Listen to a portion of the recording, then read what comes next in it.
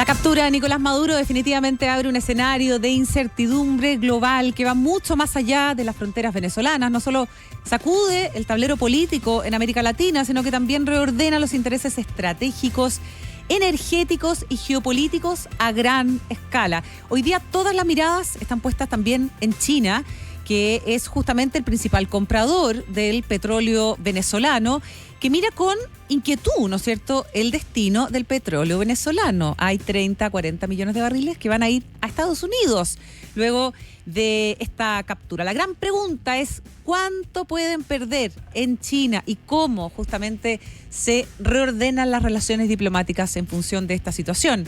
Para analizar este tema nos acompaña hoy el experto en comercio internacional, economista, el señor Osvaldo Rosales. Está en Radio Infinita. ¿Cómo está, don Osvaldo? Qué gusto saludarlo. Hola Osvaldo, buenos días. Hola. En primer lugar, aunque ya estemos a 7 de enero, un feliz año, Catalina y Patricio. Muchas gracias, Osvaldo. Y Patricio. Aunque obviamente el momento internacional no es el mejor para dedicar buenos deseos, pero en fin. De todas formas, muchas gracias por sus buenos deseos. Son absolutamente correspondidos para usted también acá desde la radio, Osvaldo. Y claro, partimos el 2026 de una manera que nos sorprende a todos, que no esperábamos, que mueve de cierta forma, como yo decía, también el tablero político. ¿Qué tipo de incertidumbre se abre a su juicio con la captura de Nicolás Maduro? ¿Estamos hablando quizás de un shock más transitorio o de algo que definitivamente...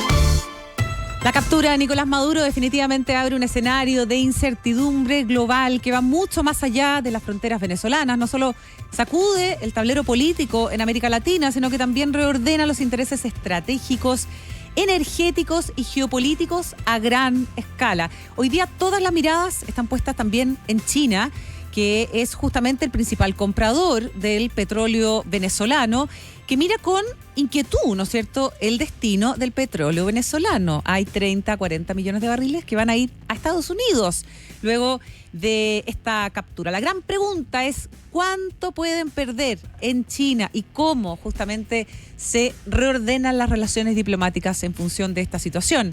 Para analizar este tema nos acompaña hoy el experto en comercio internacional, economista, el señor Osvaldo Rosales. Está en Radio Infinita. ¿Cómo está, don Osvaldo? Qué gusto saludarlo. Hola Osvaldo, buenos días. Hola. En primer lugar, aunque ya estemos a 7 de enero, un feliz año, Catalina y Patricio. Muchas gracias, Osvaldo. Y Patricio. Aunque obviamente el momento internacional no es el mejor para dedicar buenos deseos, pero en fin. De todas formas, muchas gracias por sus buenos deseos. Son absolutamente correspondidos para usted también acá desde la radio, Osvaldo. Y claro, partimos el 2026 de una manera que nos sorprende a todos, que no esperábamos, que mueve de cierta forma, como yo decía, también el tablero político. ¿Qué tipo de incertidumbre se abre a su juicio con la captura de Nicolás Maduro? ¿Estamos hablando quizás de un shock más transitorio o de algo que definitivamente reordena el mapa mundial? De todas formas, reordena el mapa y da la impresión que puede ser el inicio de una pesadilla. No estamos hablando a estas alturas solamente de lo que hace Donald Trump con Venezuela, sino que también las autoridades norteamericanas nos señalan que hay una lista larga que viene a continuación. Se habla de Colombia, de Cuba, de México, de Irán, de Groenlandia. Vamos a retomar el contacto a ver si podemos llamar a Osvaldo Rosales, porque efectivamente tenemos ahí una inestabilidad con la conexión. Efectivamente esa es la inquietud, ¿no es cierto?, que ronda hoy día en el mercado y probablemente... Estoy revisando algunos comentarios respecto de Europa, Pato, y en Europa hay mucha preocupación a propósito de esto, ¿no? Quizá la lectura que se hace por zona geográfica también es bien distinta. Nosotros vemos acá más cerca este conflicto, ¿no es cierto?, pero conocemos también muy de cerca la inestabilidad regional que ha generado Nicolás Maduro en el último tiempo. Por lo tanto, la lectura que se hace desde Asia y que nos permite justamente entender Osvaldo Rosales es bien interesante en ese sentido. Retomamos el contacto con usted, don Osvaldo. Preferimos llamarlo para poder tener una mejor conexión. Ahora sí, seguimos. Perfecto. Bueno, estaba indicando que al parecer la lista es larga y a esta altura lo que uno va observando los videos del presidente Trump, de Marco Rubio, de su asesor internacional, uno lo asocia con las series de Netflix, ¿no? Cada una más sorprendente que la anterior. Y el asesor internacional acaba de explicitar con todas sus letras que la política internacional es una política de poder y Estados Unidos es la principal potencia y va a utilizar el poder. Y no hay nada nuevo en esto, la vida ha sido siempre igual y por lo tanto en eso no hay que equivocarse. Entonces, claro, desde ese punto de vista, a esta altura, francamente, el tema económico pasa a ser secundario, porque ese es el multilateralismo el que está saltando por los aires. América del Sur deja de ser una zona de paz y en el fondo Estados Unidos está explicitando de manera muy evidente lo que significa su nueva estrategia de seguridad nacional, que yo recomiendo leerla a todos quienes están escuchando este programa, porque la verdad es francamente espeluznante. Eso, tratar de entender, Osvaldo, de qué se trata esta invasión, este ataque, esta extracción, porque algunos dicen, no, es que es petróleo. Bueno, parece que es una respuesta media simplista. Otros dicen, no, acá es Así control y que Estados Unidos estaba preocupado de la convergencia que estaba teniendo China, Irán y Rusia en Venezuela. ¿De qué se trata? Yo creo que todo eso es parte de la explicación. El tema es, ¿me están escuchando? Muy bien. Sí. Ah, perfecto. Sorry, porque tengo la pantalla aquí semicongelada. El tema básico es el control de los activos claves, se denomina así en la Estrategia de Seguridad Nacional, y con eso no estamos hablando solo de petróleo, estamos hablando de tierras raras y estamos hablando de los principales insumos para las nuevas tecnologías. Hay un listado de alrededor de 10 insumos clave, un estudio muy interesante que hizo el Deutsche Bank en octubre pasado. Y en esos 10 insumos claves, que incluyen, por cierto, las tierras raras, pero también está el molibdeno, está el cobre, está el carbón, está el petróleo, litio, etcétera. Resulta que China tiene rangos de producción mundial que van entre el 50 al 70%, pero cuando uno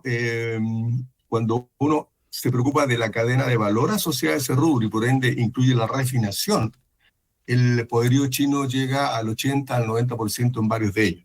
Entonces, ahí hay un tema fundamental porque a estas alturas del partido, quien tenga la capacidad de controlar esos recursos va a tener la capacidad de seguir avanzando en las tecnologías disruptivas, léase inteligencia artificial, vehículos eléctricos y, en fin, todas las nuevas tecnologías asociadas a las dinámicas de la microelectrónica, de la biología, etc. Sí. Ahora, por lo tanto, ahí hay un tema clave que tiene que ver con la competitividad norteamericana.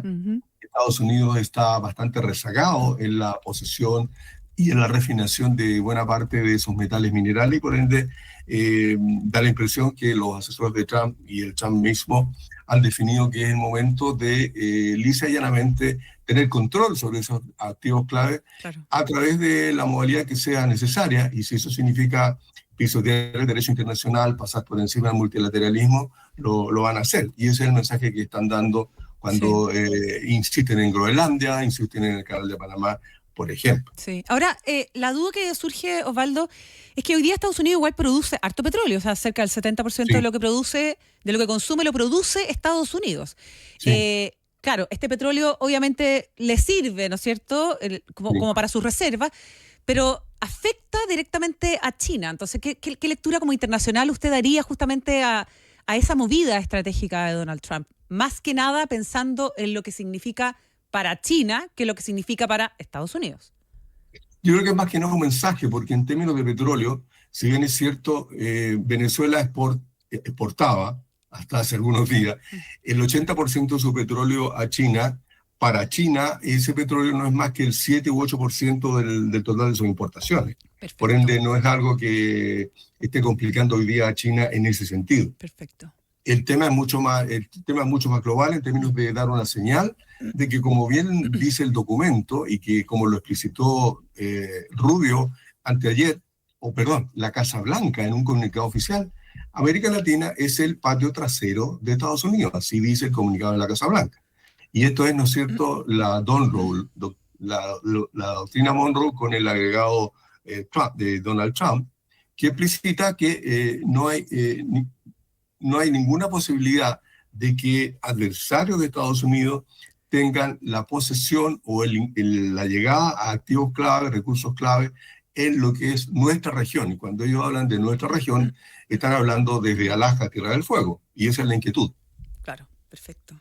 Osvaldo, también, cuando Estados Unidos hace mención al petróleo, ¿se puede entender de que está reclamando que ese petróleo o parte de ese petróleo venezolano era de Estados Unidos y que fue expropiado por allá por la época de Carlos Andrés Pérez?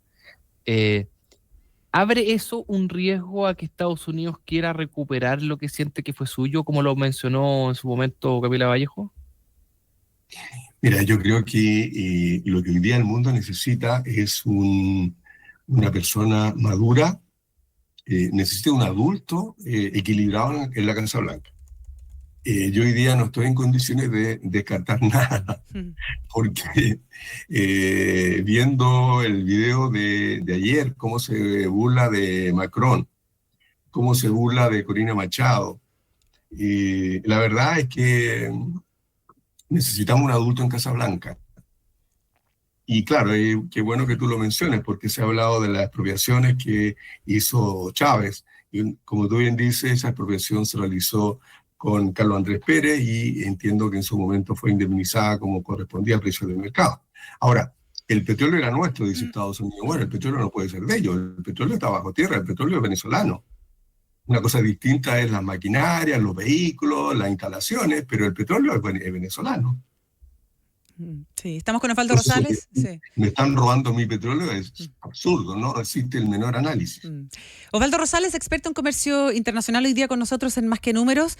Mirando lo que ha pasado, lo que ha ocurrido y cómo queda finalmente Venezuela en las últimas horas, cuando escuchábamos ayer al presidente Trump decir "we are in charge", nosotros estamos a cargo de Venezuela, hay vacío de poder hoy día en Venezuela, ¿no es cierto? Visto como desde la diplomacia. ¿Qué riesgos hay de lo que pueda ocurrir en adelante justamente en las incivilidades que suelen ocurrir en este tipo de situaciones? Yo creo que el escenario está bastante abierto. Está bastante abierto porque, primero, en términos políticos, la verdad es que no sabemos quién y cómo está gobernando. Trump dice, yo estoy a cargo. Eso supondría que nominó a Delcy Rodríguez para que gobierne en nombre de él. Corina Machado, por más que quiera devolverle el premio Nobel, parece que no está considerada. No sabemos bien qué significa esto al interior del chavismo, del madurismo, porque en el fondo lo que está pasando hoy día es que no está Maduro, pero la estructura del chavismo sigue hasta ahora tal cual, y sabemos que ahí hay un entramado entre civil, militar, manejo de los mercados negros del dólar, en fin, bastante intenso.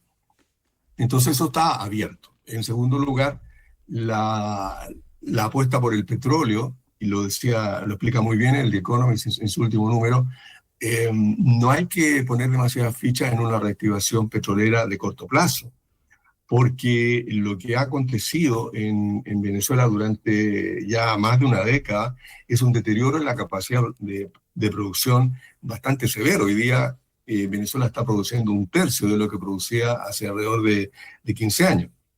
Entonces, para elevar la oferta en el corto plazo, obviamente hay que levantar el bloqueo que mantiene aún Estados Unidos, y hay que superar la escasez de insumos y las principales brechas que Venezuela todavía tiene en materia de infraestructura y logística. Pero lo más importante para el mediano y largo plazo es que se requiere un aumento sustantivo en la inversión, y un aumento sustantivo que los especialistas calculan en alrededor de 110.000 millones de dólares, 110.000 billones en la terminología norteamericana, tanto en exploración como en producción. Y resulta que esa cifra es el doble de toda la inversión mundial que empresas petroleras norteamericanas realizaron en el mundo en el año 2024. Entonces la pregunta es, ¿habrá disponibilidad empresarial para acometer una inversión de esa magnitud en circunstancias que, en el mejor de los casos, si es que todo le resulta bien a Trump, tendría fecha de término, como los yogur, uno espera, en 3 años más? Sí. Es complejo. Y lo otro que estaba relacionado con lo que ustedes hablaban al inicio, es que la tendencia en el precio del petróleo es a la baja. Hay un exceso de oferta que se estima va a durar el 2026 y 2027, Y claro, cuando uno incorpora en este análisis toda la dinámica de la transición energética, lo más probable es que la tendencia la tendencia del precio sea decreciente. Por ende, tampoco hay mucho espacio para grandes inversiones que permitan que Venezuela vuelva a ser un tremendo actor en la producción petrolera mundial. Hoy día, la verdad, Venezuela no aporta más del 3% del precio mundial. Ujú. Sí. Osvaldo Rosales, ¿Sí? ¿qué recomendación le daría al gobierno electo, al presidente electo, de cómo abordar esto? Porque acá China ha mostrado mucho interés en el tiempo, en las últimas décadas, de invertir en África, sobre todo recursos naturales, harta inversión en Chile, en América Latina, y ahora pareciera que Estados Unidos está dando una señal de que ya no está cómodo con este equilibrio, ¿ah? Y bueno, siempre se ha recomendado como la neutralidad, tratar de llevarse bien con los dos, de no tomar partido por ninguno, pero quizás eso no es viable, no sé. ¿Cómo cree usted que se deben manejar estas relaciones entre Estados Unidos, Chile, y por otro lado Chile-China, para que no nos afecte o para que nos beneficie, ojalá? A ver, en primer lugar, yo no creo que el presidente electo considerara demasiado bien cualquier sugerencia que yo pueda hacerle, pero suponiendo que fuese así, Ujú. yo sigo creyendo que en un escenario turbulento como el que estamos viviendo, la mejor política para una economía pequeña y abierta como Chile, que depende fuertemente del comercio con China y de la tecnología y la seguridad con Estados Unidos, bueno, lo mejor es mantener el equilibrio en la medida que eso sea posible. Entiendo que no es fácil, pero a priori jugarse por una opción A o B, creo que no es lo mejor, porque significa lisa y llanamente restarse de la posibilidad de acceder a oportunidades de crecimiento y bienestar que tengan que ver no solo con comercio, sino que también con las nuevas tecnologías. Cuando uno hace un listado de las 10 tecnologías disruptivas, y hay un centro australiano que lo ha hecho, llega a la conclusión de que en por lo menos la mitad de ellas, de esas 10, China está a la cabeza, y en las otras hay una cierta relación de que paridad o Estados Unidos supera a China por un leve margen. Por ende, jugarse por una opción significa lisa y llanamente restarse de la posibilidad de acceder a las mejores tecnologías a las que estén disponibles en el mercado internacional. Y a mí me parece que eso es malo para el bienestar de la economía chilena, es malo para las políticas sociales, es malo para la movilización del Estado, es malo para la productividad, es malo para la innovación. Muy bien, Osvaldo Rosales, economista experto en comercio internacional. Muchísimas gracias por haber estado hoy día con nosotros. Lo vamos a dejar invitado de todas maneras para una próxima oportunidad. Sabemos que sigue atentamente este conflicto, esta situación internacional y otras también, que generan también mucha inquietud, como es el caso de China y Taiwán. Así que volveremos a hablar de todas maneras en un próximo capítulo. Muchas gracias, Osvaldo. Buen día. Adiós. Hasta pronto. Buenos días. Pronto.